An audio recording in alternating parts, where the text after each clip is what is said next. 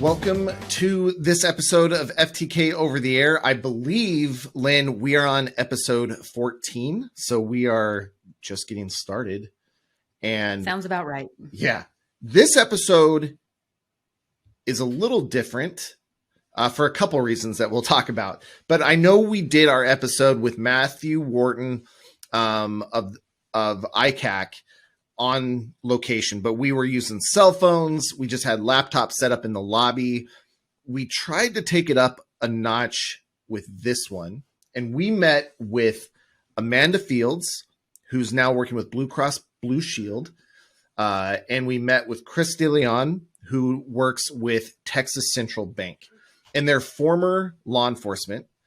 And what we ended up talking about, which is kind of interesting, Lynn, we did not go into the episode with that kind of plan. It just kind of evolved into that topic. And I think the content turned out really well.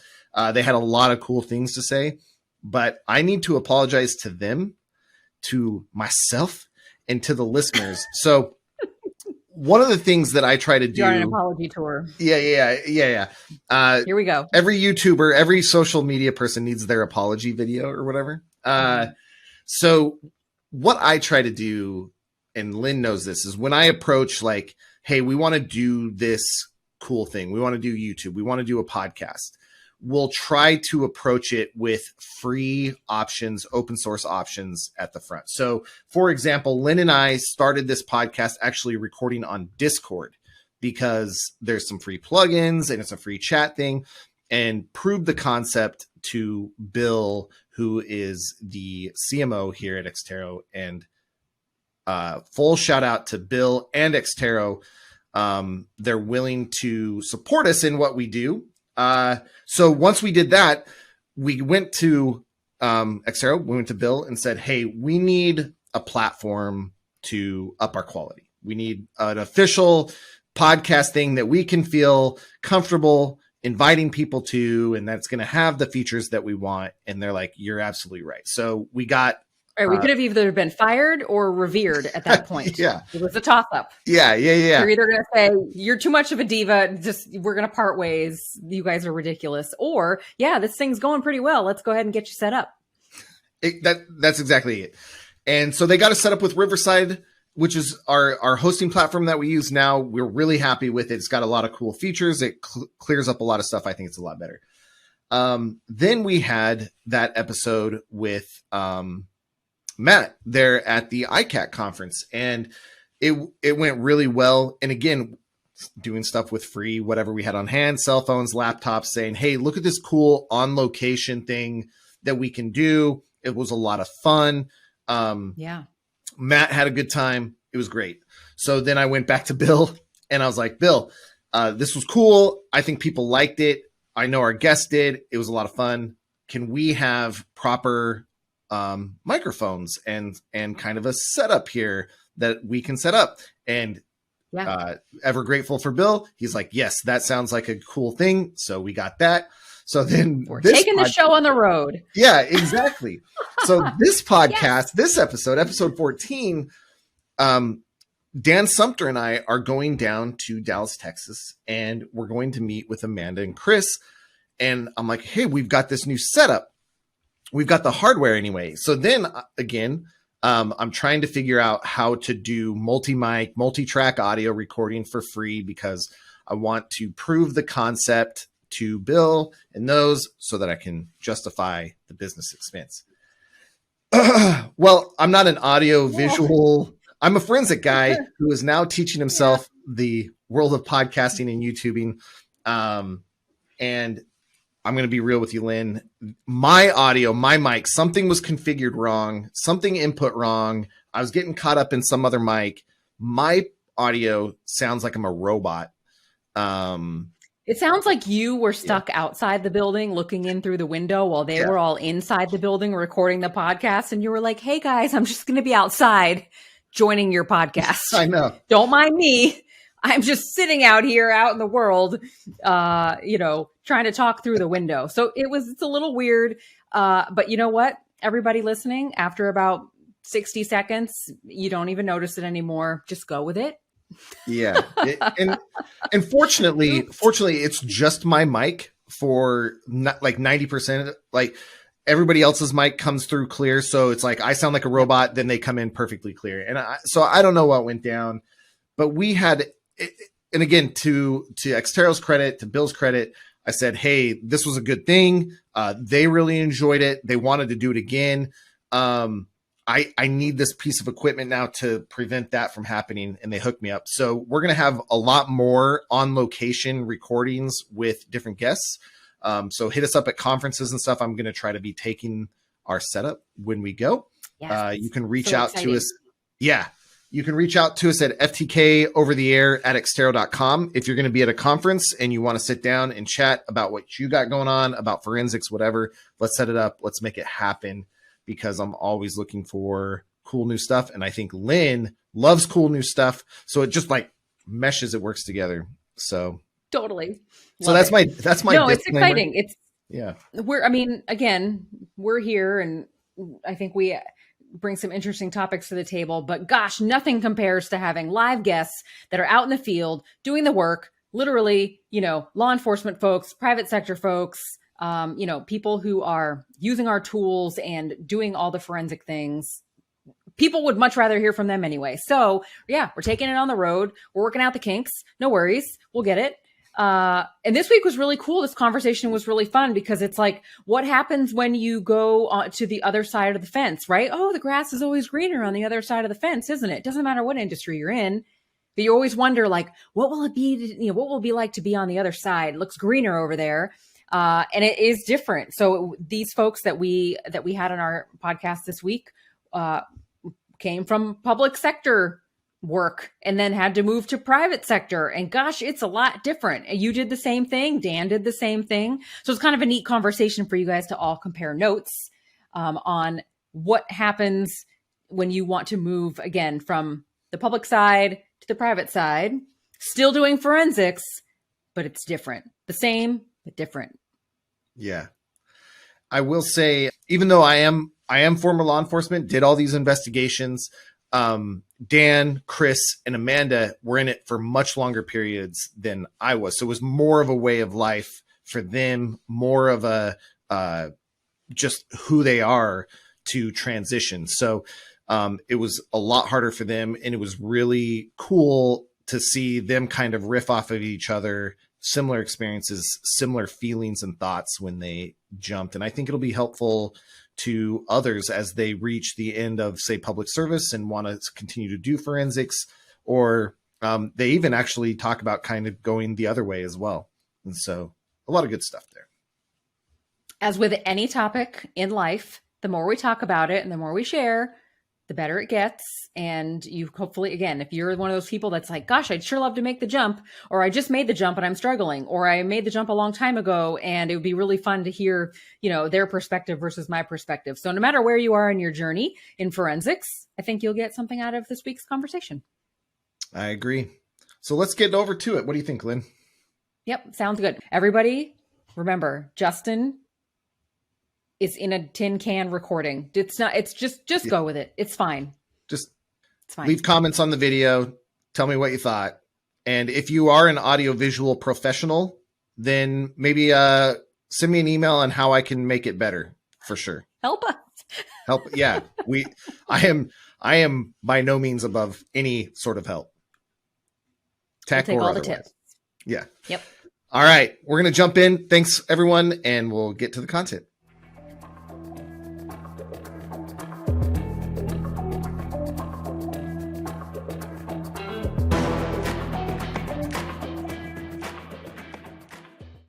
So, Amanda, Chris, thanks for jumping in today and sitting down and talking with us. How are you guys doing today? Doing well. Doing very well. Warm, but doing good. Oh, doing great. And we got the rain yesterday. We talked about a little bit earlier. Dan and I were here when it started raining, and we needed to get an Uber, but it was like super raining. It wasn't just like... We were stranded. There's no way someone was going to pick up. No. So we waited for it to die down a little bit, and then there was a big crowd out in the lobby as well, so I think they felt the same. It probably helped with surge pricing, too. Yeah. So we actually waited, and then we didn't pay too much. Yeah. But that was... Yeah. Probably helped us get into the restaurant we went to. Yeah. Where'd y'all go? It was a Mexican place. Hacienda. Yeah, I don't Oh, know. look. La Hacienda Ranch. It was good, though. Yeah, it was It was good. good. I was so stuffed. Yeah. So, You know, they get you with those chips. that's how they get you. If you're in Texas, you got to get Mexican food Yeah. for sure. Yeah. That's what we were thinking. Yeah. And So- barbecue. I'll get barbecue. All right. So, okay. We're not here to talk about food, though. We can, though. I'm starving. But we have Amanda and Chris, both with, it sounded about 15 years of law enforcement each, and you're now working in the private industry. That's correct. So Blue Cross Blue Shield Yes. and Texas Capital Bank, right? Correct. Cool. So tell us a little bit about, and we'll start with you, Amanda, what position are you working there and kind of your day-to-day? Sure, yeah. So currently I work in their cyber defense and investigations part, and it's broken down into several different sections, but I work in digital forensic services, which is a lot of fun, and it transitions a little bit from my law enforcement days, but it can also be very different. We do things a little bit differently, but definitely exciting, but not to the same level as before. Yeah, a different type of it. Yes, for sure. Right. And Chris, what about you? So I'm in cyber defense as well. I lead our cyber threat intelligence team, inside our risk team, and then do digital forensics as well. So good kind of stepping off point from law enforcement into this world, and I'm loving it. So in that, let's kind of address that, because Dan, also former law enforcement for a long time. Me, not so. I was former law enforcement, but not as many years as you guys all have in. What was some of the transition between moving from law enforcement-based investigations to that kind of private enterprise side investigations? For me, it was a big change.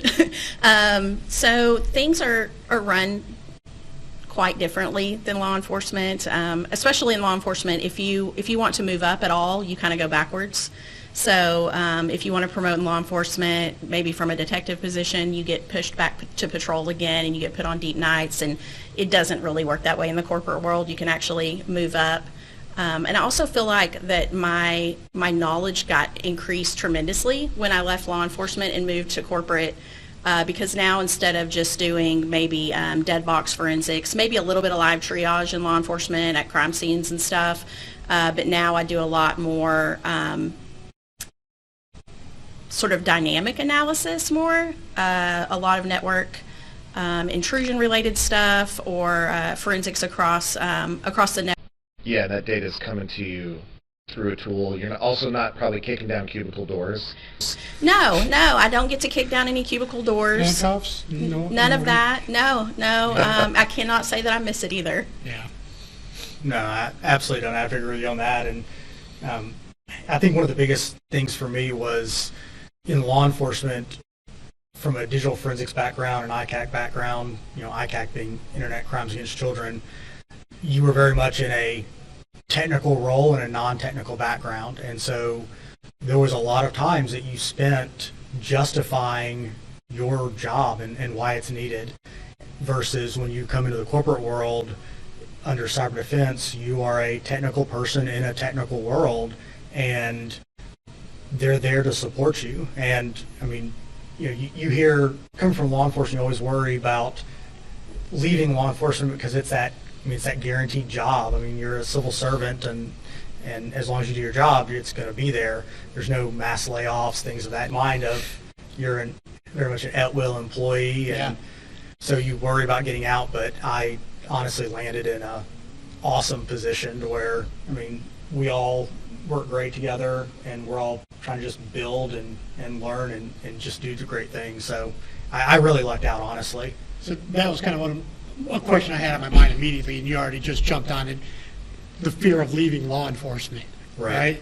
Because let's face it, they make you feel like you can't leave, you're trapped, right? And because of the pension and how hard it was to get the job. So yeah, I wondered if it was just as scary for everybody else as it was for me at the time. Because like, once I leave, if I try to come back, I might lose all my seniority. I might, what's going to happen? I mean, technically, I still have my certification, and I volunteer at a local police department just in case, because like you said, I remember when Justin hired me, I'm like, hey, can I have a 3-year contract? He's like, no. I was like, okay, well, this is going to be a scary thing because I have a wife and 4 kids and a huge mortgage. But like you said, in the end, it worked out. I do have one other question, though, that you brought up is, how did you feel like once you went to corporate, did you feel like you were trained enough? Like, were you like, man, I don't know if I know how to do this job? No. So you were scared. No immediately. So you're like, man, do they know I don't know anything? Yeah. That whole imposter syndrome is a real thing for sure. And you go from being, like, at least in my agency, there for a while I was the only examiner, and so I was like the smart technical person, and jump into a role with people that have done IT related fields their whole life, and you just feel really dumb. Yeah, that's how I felt. I'm like, okay, I have some education, right? And I'm like, okay, I'm going to be working for Justin, who has a master's degree in digital forensics. I'm like, there's no way this cop is even going to come close. I had a lot of studying to do, so I always wondered if that was just me or if that's everybody, No, I mean, I think it's a pretty common. It was the same way for me. It was from other, former law enforcement that have now switched to the corporate side. I think that's kind of a commonality. But the other part, too, is you just look at things a little differently. I mean, like Amanda mentioned, is everything's so IT related. Even when you go to the digital forensics, it's all these different tools that you're getting. It's not necessarily the raw data. It's not the dead box forensics of just getting the computer, having it in front of you. And so you have these people that have been in this role in the corporate world for years. And I mean, if you think about it, they probably feel the same way if they decided to leave and go into the academy in law enforcement. Yeah, it's like, what do they know about investigations, right? I mean, maybe they're not going to turn over that thing that we see that's blatant. Right. That's exactly true. The people that I work with as far as investigative mindset goes is totally different than what I did before. In law enforcement, you're always just looking everywhere, and so I find myself Googling stuff, and that's just, sometimes you get your answer very easily that way, right. And it's something that people don't think about because they're too busy digging in a tool as opposed to just maybe using. I think that's a major benefit of hiring out of law enforcement. We're going to talk about another one here in a second, but there's a work ethic, yes, but a willingness to go find that answer, because that's literally what you've been doing your whole career. And like you mentioned, you kind of, whether you went to training when you got into the digital forensics field from a cop or whatever, a lot of it you had to teach yourself.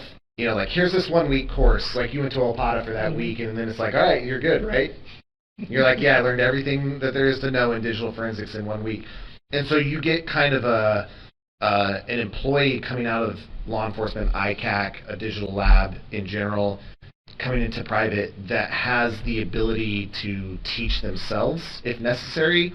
And I don't know what the word I'm talking for, an ethic, a work ethic, that it's like, okay, this is a problem. They treat it like an investigation, like, oh, I'm on a timeline, I got to get this done. And they're used to, we were talking before we hit recording, where with Dan, we had that crunch time with one of our classes, and you and I put in like an 80-hour week or whatever, getting this thing all finished and wrapped up.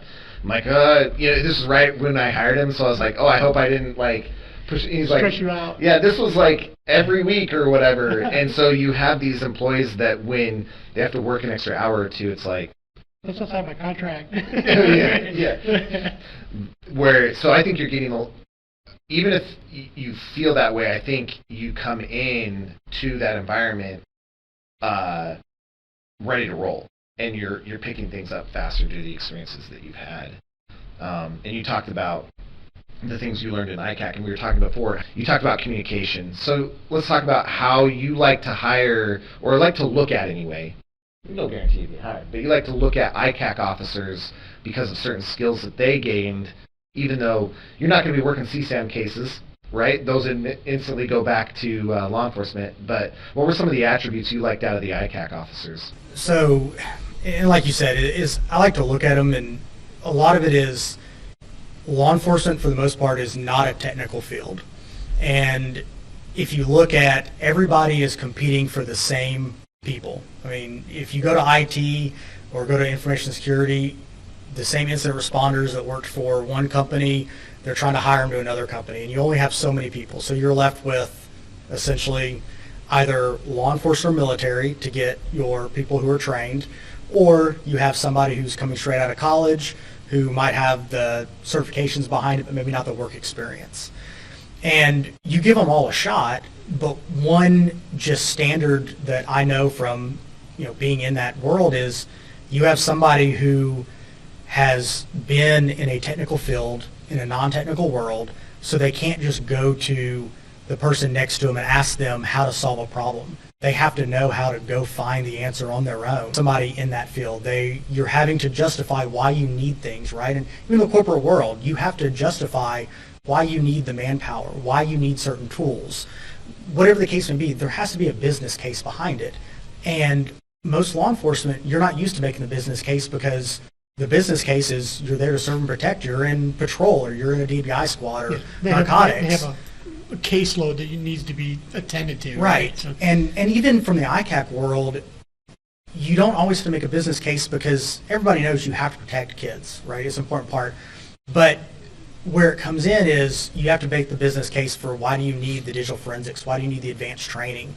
Because there are all these federal task forces that have regional labs and everything. And so you have to present statistics and say, well, I can either find the solution and catch this many people that are trying to offend against kids in this amount of time, or I can do it in this amount of time.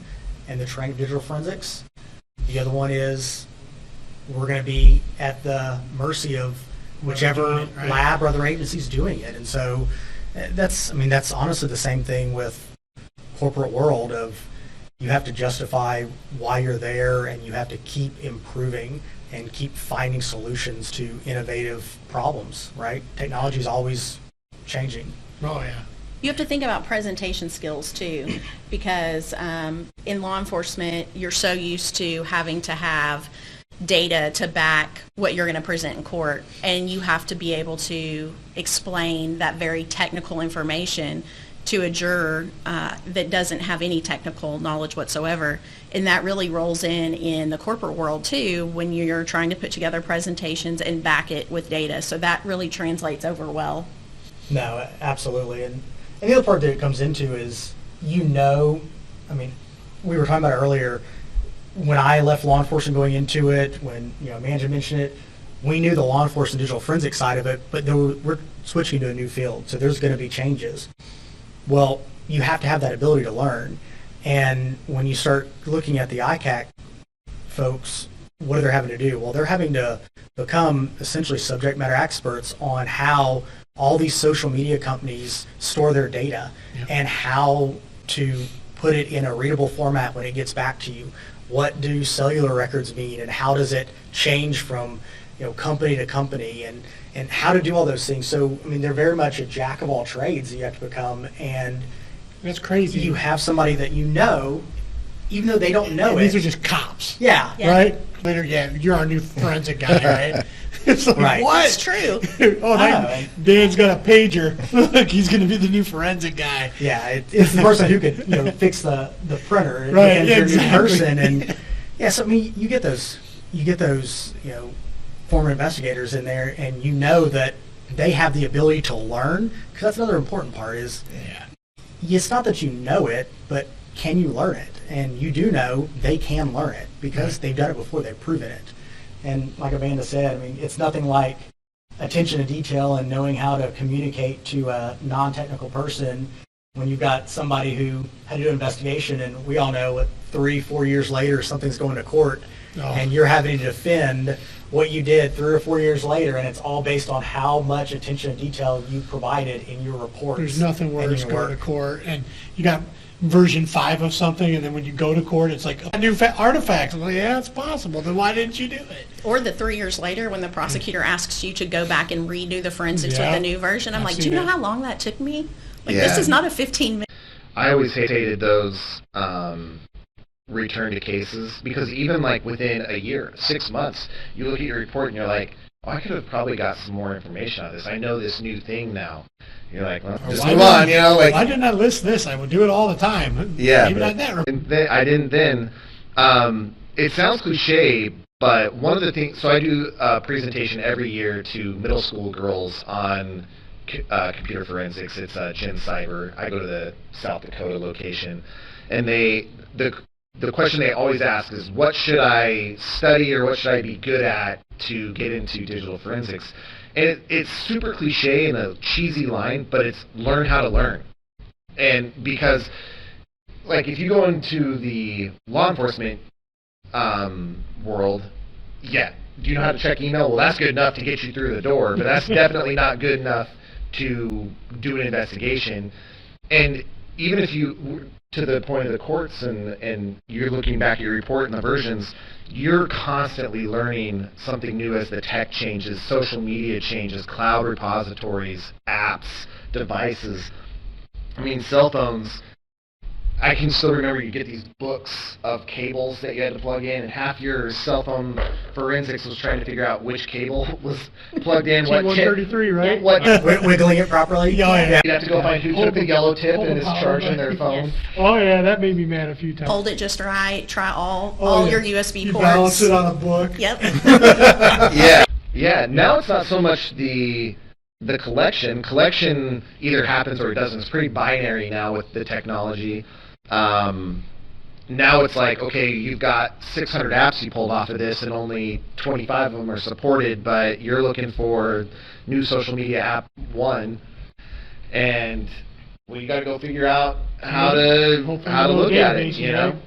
And so learning how to learn is something that all law enforcement investigators really learn how to do. How was that transition to where it's just an ever flood of just cases? And I know it's not, you're not hurting for work, but it's kind of a different cadence, right? Once you go to private.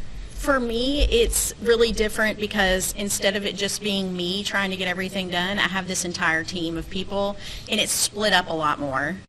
Before I was everything. I was the examiner, and I was the detective, and I'm going to court, and I'm doing all of it. And now it's split up a lot more. You have a lot of people jumping in together and knowledge from so many different places that my part is way less. It's just a spoke in the wheel instead of the entire picture now. So That's it's awesome. different. No, absolutely, I would agree with that. And it's, so after I left law enforcement, before I ended up at Texas Capital Bank, I spent a short amount of time at an MSSP doing the breach response, digital forensics for that.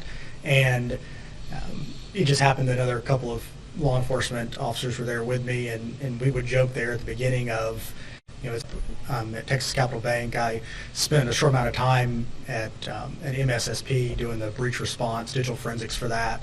And it just happened that another couple of law enforcement officers were there with me, and we would joke there at the beginning of, you know, it's kind of like an attorney where you're on retainer and you're just waiting for something to happen, and when it does, it's, you know, all hands on deck. But then there's huge lulls where you might have a week or 2 weeks or 3 weeks where you don't have anything to do, and we would joke, we would call each other and say, hey, have you heard for work in a week? Or do we still have a job? I mean, do we still work there? 'Cause we haven't heard anything in a week or two. Checking the payroll. Right. Do we get paid? And so, you know, that was the biggest thing. And honestly, that's one of the reasons why I decided to make the switch back from the MSSP side to internally corporate side and found a home here at Texas Capital Bank, is because you have a lot more skin in the game where you're protecting your own company. I mean, it's your own house now that you're protecting, you know, the same way that, you know, I'm sure Amanda feels about it. It is, you know, nobody's coming into my house. Nobody, you know, over my dead body is that going to happen, right? And at the other side, it's not that you don't care, but you're just responding and you're getting a piece of the puzzle. It's the other part too, is from law enforcement, it's, we used to call it, you know, birth to earth, right? From the very beginning, the investigative part, all the way to the end, you knew everything going on and you do a full investigation, and how in depth you go is really up to how much time you have and the investigator, how good they are at what they're doing and how thorough they are. Well, you switch to the MSSP side and you have a single question you want answered. And the moment you answer that question, you're done, you're out. Or whenever you reach the amount of whatever the money is that was paid, whenever that's done. So you to react or protect that system versus from what an kind of MSSP damage. side. Yeah, for the internal side, it's really just, I mean, it's a risk side, like you said, but not as much where you start weighing the monetary. It's risk of, which is going to give us the, most protection in the, a lot of time that we really need it, right? And what's the best way of doing it that we're not have to redo it 10 times. Gotcha. And so, again, that's why, I mean, it depends on where you, like you said, you've seen it that way. It depends on where you work, right? Some companies, I'm sure, are, well, this is what it takes versus this, where I haven't seen that, and, I don't know about Amanda. The other thing too is terminology. Like when I first moved over, it's like 800 acronyms for everything, right? And it's sort of like that in law enforcement too. But I do remember hearing like red team and blue team acronyms for everything, right? And it's sort of like that in law enforcement too. But I do remember hearing like red team and blue team and thinking, you mean like cops and firemen? But it isn't like that, and so that's another thing in the corporate world. I mean, they have red team, which is they have their own bad guys, and they get glorified. Don't get me wrong. The ethical hackers, they get glorified.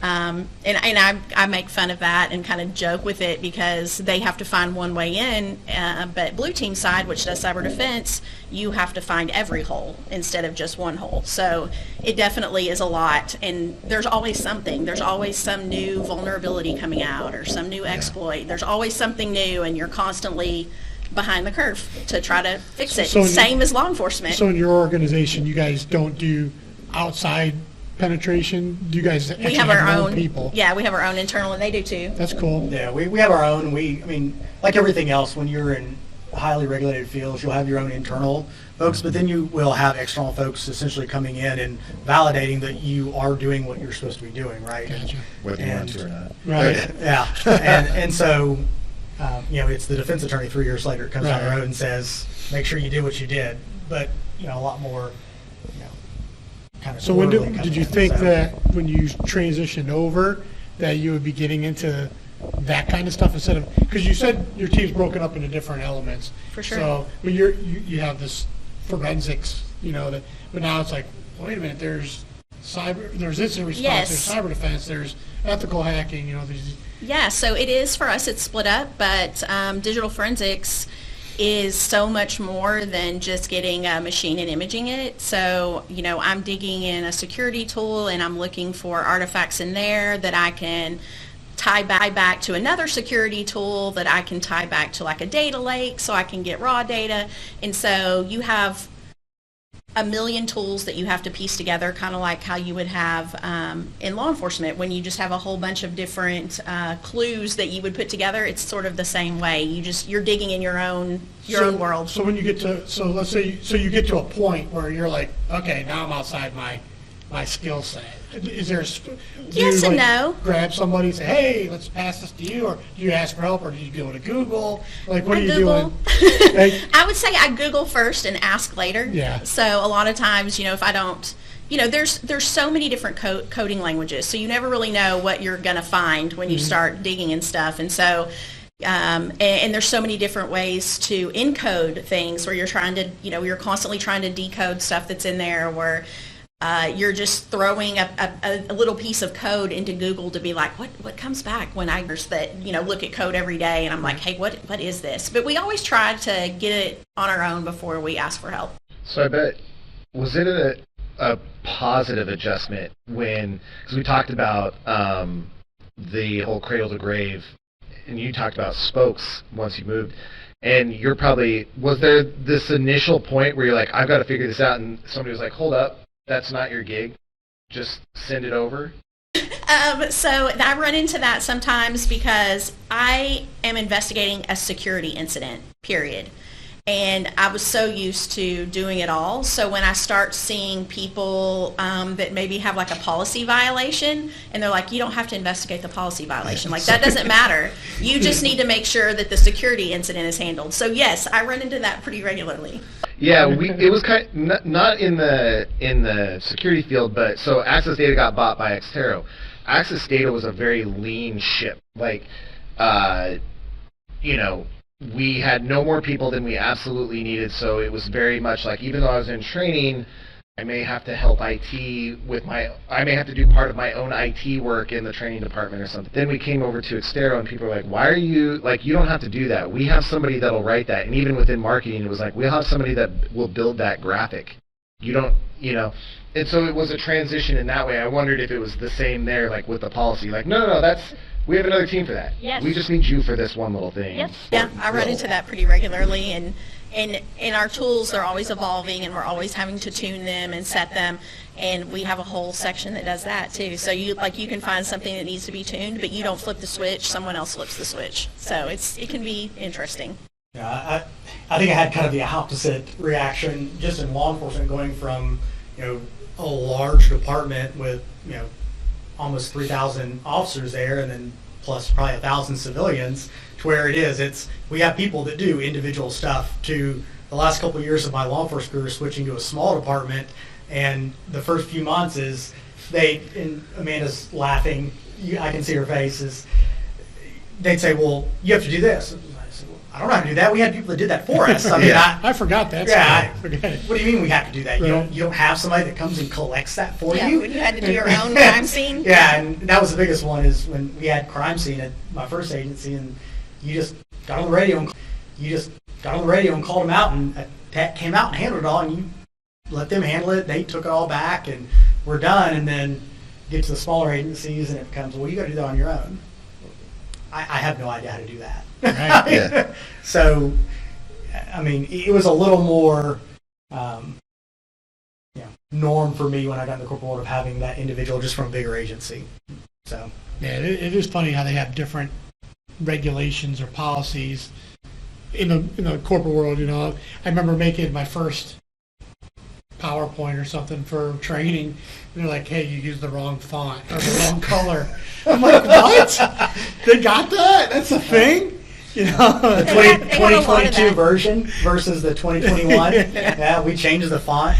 And I remember at the police department, I was probably stealing, somebody's product code number to make my office work, looking on the side of the computer to see if anybody's Windows 10 sticker was still on the side of their computer. That's true. It's like, Google what free tool I can download today. Right. Now, and in this world, they're like, don't do that, don't use that software. Go through IT, make a request, do Yes. this. We will test it. I'm like, what? Yeah. It's a different world for sure. Yeah, you don't get to just throw whatever you want into a production network and hope it works. Like, that's kind of what we did with law enforcement. You like, download this tool and I'm going to stick some data in there. Does that work? No? Okay, let's try something else. Right. Yeah, you don't really get to do that in the corporate world because they just don't want to break everything. Yeah. So. Yeah. Well, you have a responsibility to protect data. Yeah. Too, Right. So you're not going to copy and paste somebody's account information into a Google Translate. For sure. Well, I think that plays an important thing, that relationship between law enforcement and private, those your attention to validation. Because we're joking here, you're like, put this data into this known data, like I have this test stuff here, let's put it in, does it work? No. Okay. And we would do that in law enforcement. You'd have this dummy data. Okay, does this work? No. Okay, now does this free tool work? No. But you would be going through all these free tools. The same happens here. Do you guys have validation teams, or are you required to validate your own stuff? How does that validation in the private side work out for you guys? I validate my own stuff. We'll go out and so if I have something that I put into a tool and I'm not feeling comfortable with it, maybe if it was from an image or whatever, we'll go out and get the raw data and have to compare them. So I have to do my own tool validation. I don't know about you. Yours is maybe different. No, we're the same way. We do our own tool validation for those type of things. Known data set or going out and getting the raw data, and that's kind of it's a little bit different too, right? in law enforcement, you're doing the data validation off of a known data set a lot of times because you don't have access to all the raw data. Whereas I mean, the best way to do it is confirm does your tool say X happened? Let's go look where the raw data is, and is that in fact happening? And so it's a different type of validation you can do when you actually have the keys to the kingdom, per se. So I'm not going to ask you to, throw yourselves under the bus then, but I know how often I validated my tools when I was in the police department. But let me ask, instead of asking you if you do it or not, do you do it more often than you used to, or is it about the same, or, is it something more regular in your corporate world? I have so many more tools that sort of, because, it's all about defense in depth. So you have all these layers that you can go through. So, maybe I have an email coming from a security tool that I had an alert on, and then I may use this tool to go to the email server to pull something, and then I may use my forensics tool to pull directly from the host that got the email. And so I have so many more tools that you can get the same data from, so it makes it a lot easier, as opposed to law enforcement where I had like one forensics tool and then Fred or whatever. Yeah, and then I just hope for the best. Yeah. Okay. How mental gymnastics? Because I went from forensics to teaching forensics. So my world has always been I went from law enforcement forensics into teaching forensics, and primarily a lot of our customers were out of that law enforcement. We're kind of switching more into enterprise based, but it's my mentality is I've always got the image. It's always a full disk or a bit for bit. Do you have any hang up oh man, I got to trust what this tool gave me? How was that transition, or did you even have to go through kind of this settling to get over that fact? Yeah, so I have a lot of that still, because when you're doing a remote collection across the network, it takes, you cannot pull a full image across the network. It just takes way too long. And so I'm thinking in my brain, okay, so for this particular incident, what do I want? And I need to get very small pieces. And so, I'm like, maybe registry and some prefetch, and that's all you get. So you'll pull that and then, maybe try to validate it with another tool, but you definitely don't get the full thing, and you're not getting deleted data ever. Yeah. So one of my first classes I taught was this SEC guy. I was talking to him, and he was saying that, and I just jumped out of law enforcement. I'm like, notify them? Could you imagine calling up the guy at the house? And you're like, hey, we're going to be there tomorrow at 7 a.m. Don't delete anything. And I don't know if you guys have to notify, but that aspect of it was just a shocker to me. How was your experience with that, where you're pulling data more in a less criminal environment, right? It's more protecting data, it's more compliance, policy, that sort of thing. Don't notify. As a matter of fact, we typically, they'd never know that we were pulling data until after the fact. I don't know if you have to notify. Once HR comes along, then it's already basically over. Yeah. So we'll pull whatever we need. Don't get me wrong. If we're going to isolate their machine, if we think there's something that's going to get out, they're going to figure that out pretty fast, and we're going to send them a message saying, hey, because they're probably going to be calling our help desk saying I can't connect to the network. Yeah. So they'll get a message that says, hey, there's been some sort of security incident, and so your machine's been isolated from the network. And it's really quick. I mean, a lot of times they'll just immediately take the machine and give them a new one, and then you just move on. Mm-hmm. They move on. Anyway, it's fast for them. Yeah. So for me, it's a little different. Since I wear a couple of different hats, it really depends on what we're looking at, right? Are we looking at a security incident where we're just pulling the logs to see if some threat actor has tried to enter our network or is in our network? Some threat actor has tried to enter our network or is in our network? Or are we, in those cases, we're not notifying, or sometimes we might just call somebody and say, hey, did you actually do what the tool is saying you're doing, so we can see, is this actually you doing it?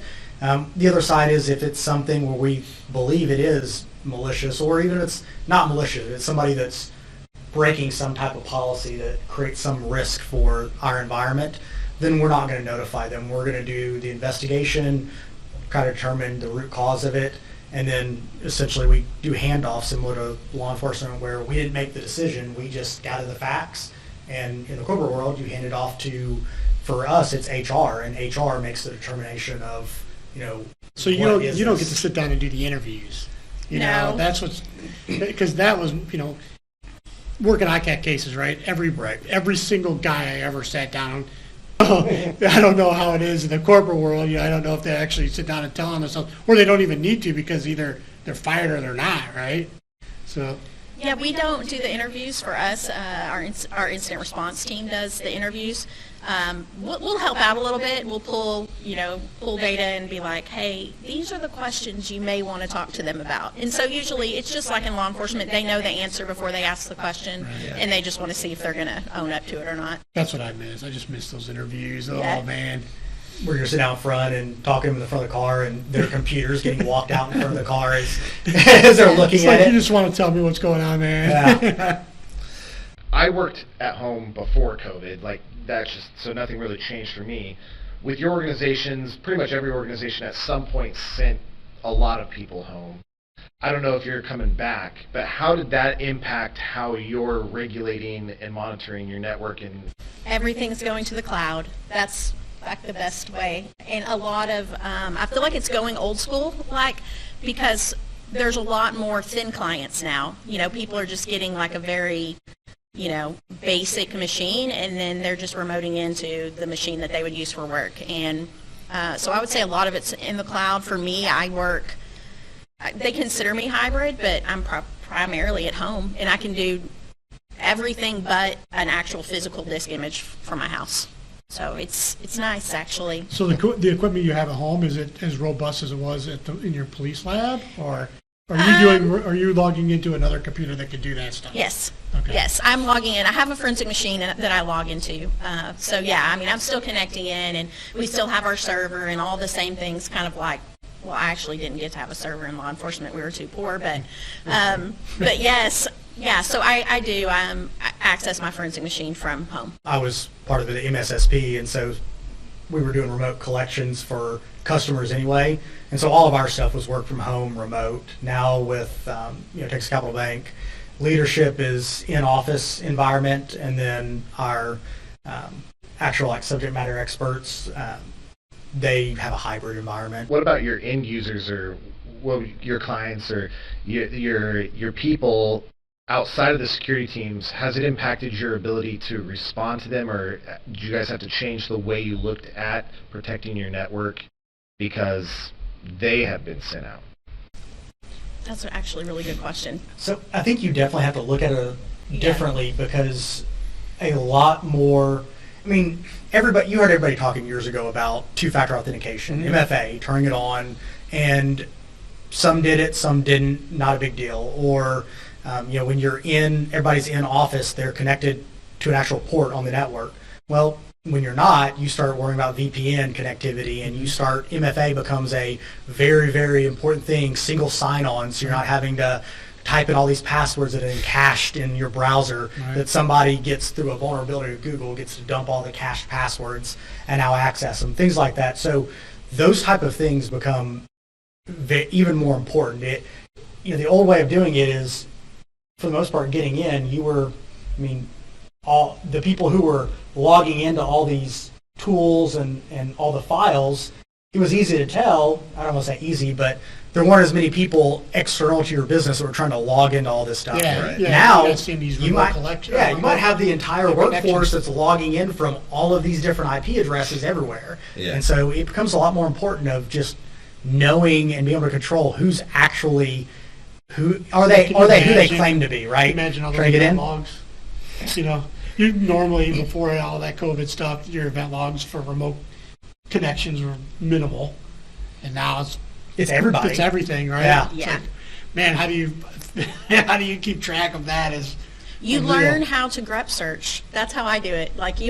We just have this huge amount of data, and you definitely, I would say in corporate, not as much in law enforcement, but you definitely have to become more Linux friendly in a law enforcement environment. In a corporate environment, because that's what most servers are, and the data stored in a very raw format. It's not all nicely parsed out for you like your forensic tool does, and so you learn how to use command line a lot more often because it has to be quick. You can't, wait around as long.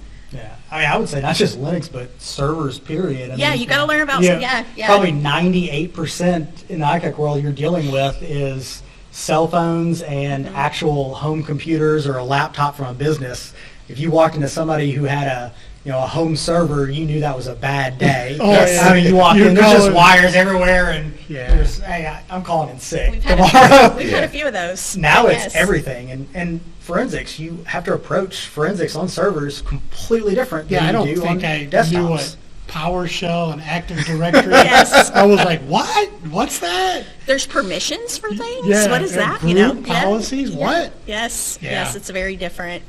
And you have to learn very much in an enterprise environment. There's all these different people that interact with these servers and different applications on servers, and there's a whole bunch of different people that own this stuff, and they're running their own PowerShell, and you've got to figure out, is this a threat actor or is this like the app owner?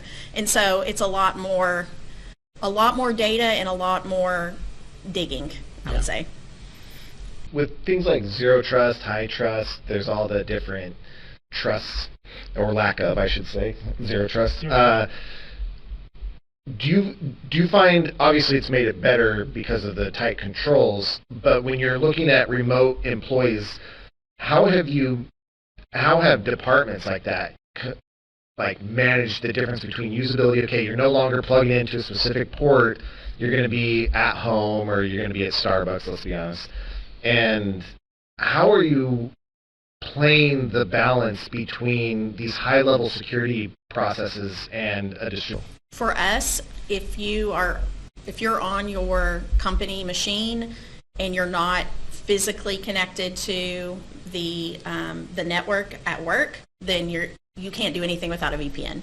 So it's pretty quickly locked down. You're not going to access anything without being going through the VPN. I think yours is even more regulated than mine. Yeah, and I see a lot of, for us and even when we were responding to different clients and stuff in previous life, is you either have a work device, right? Because that's the thing, it's either a work device or it's your bring your own device environment. Bring your own device adds its own set of problems.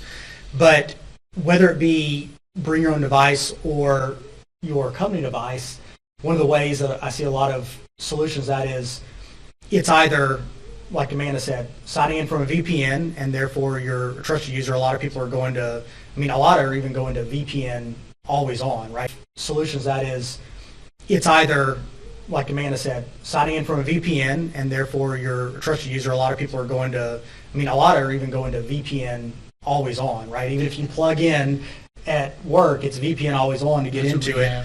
But the other part is if it's bring your own device, well, a lot of companies are going to VDIs. And so even if you're on your own device, the only thing that you can connect to is you still have to connect to that virtual environment.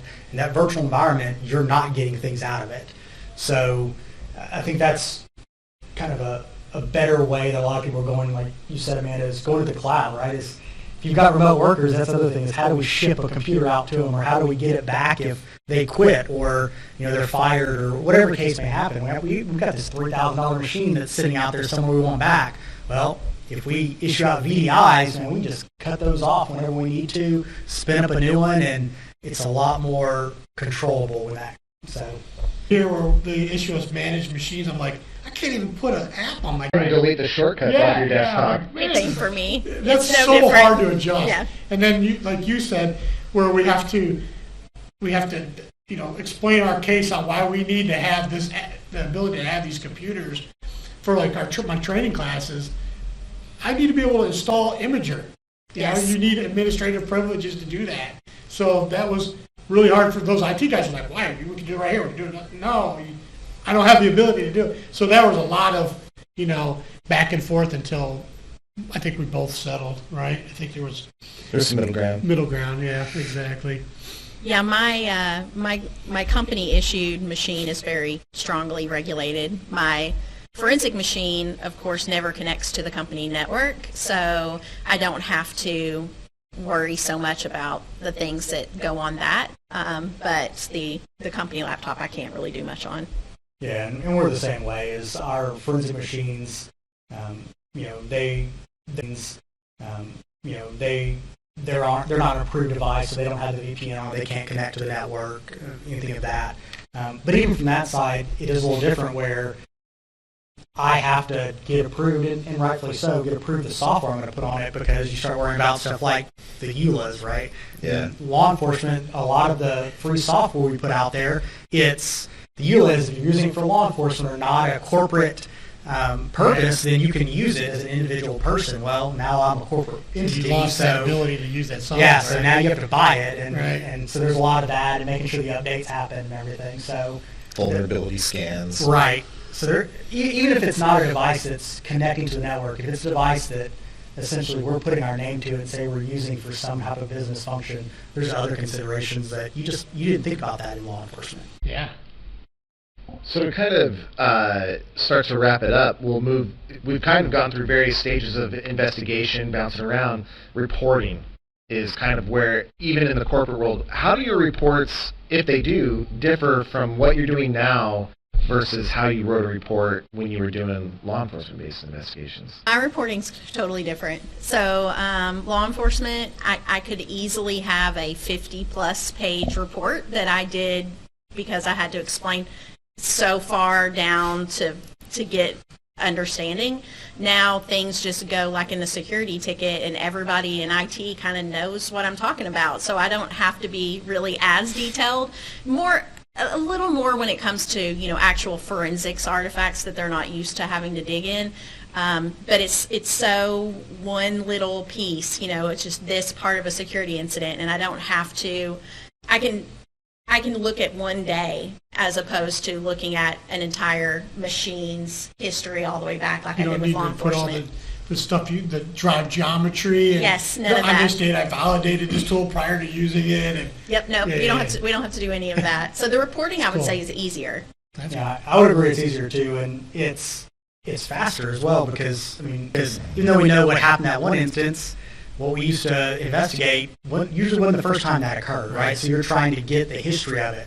Well, that's what surprised me the first time going from law enforcement to corporate, is they said, hey, we think the breach happened on August 4th at 10:08 a.m. Right. So Makes can it you easy. can you look like 24 hours before and see if there's anything happened? And you just look 24 hours before. Nope. Okay, we're looking at this 15-minute time window. Yeah, what happened in 15 minutes? And then you're just, and a lot of it too isn't everything in law enforcement was paragraph form. It was full-blown reports. You go in here and it's timelined of it's actually breaking out the technical aspect of this is when this happened, this is when this happened, and it's very much bullet pointed instead of paragraph form. Attorneys like their words. Right. And if you're an attorney listening, I love you. Corporate is so much more log-based, Yes. too, for sure. Don't get me wrong, I used event logs in law enforcement, but not like I do now. It's insane the amount of, or even maybe the lack of logging that happens. So you're looking at logs a lot more. I think my knowledge in that is growing as well, because teaching you guys like you, I'm like, hey, this is what this tool did when I was in law enforcement, and then maybe the class prior, one of my corporate people that's in banking or whatever said, hey, this is how I use it. Well, that's how I'm going to teach it then. And then yes. So I have examples for each side of, our students, which is nice. I've learned a lot too.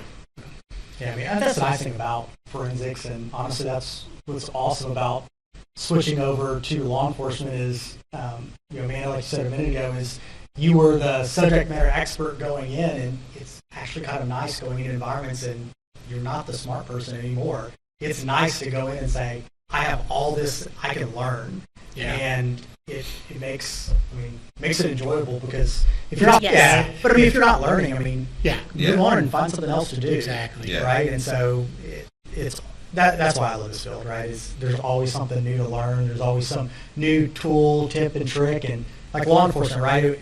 It was a game where, the suspect goes out and tries to find some new way to commit a crime, and we investigate and find a way to do it. Well, threat actors are always trying to find some new way to get the data they want, and we're finding ways to identify it and close that gap. And so it's a lot of fun. I can definitely say that when I went into law enforcement, like in 2007, I had no idea that I would be here. So the way things have evolved is definitely interesting and exciting too. Right. I think digital forensics is still a young enough field that most of us are in some form or fashion that way still.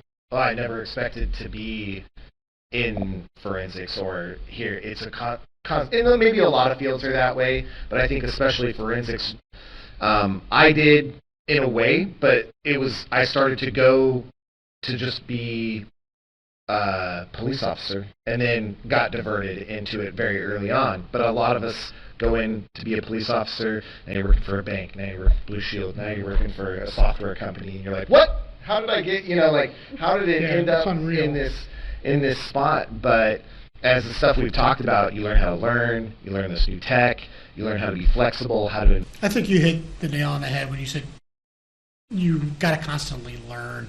You got to make yourself continue to learn, read a blog post or take a class. Like you just said something about ethical hackers. My last class last semester was ethical hacking. Yes. So I'm still working, almost got my master's degree in cybersecurity.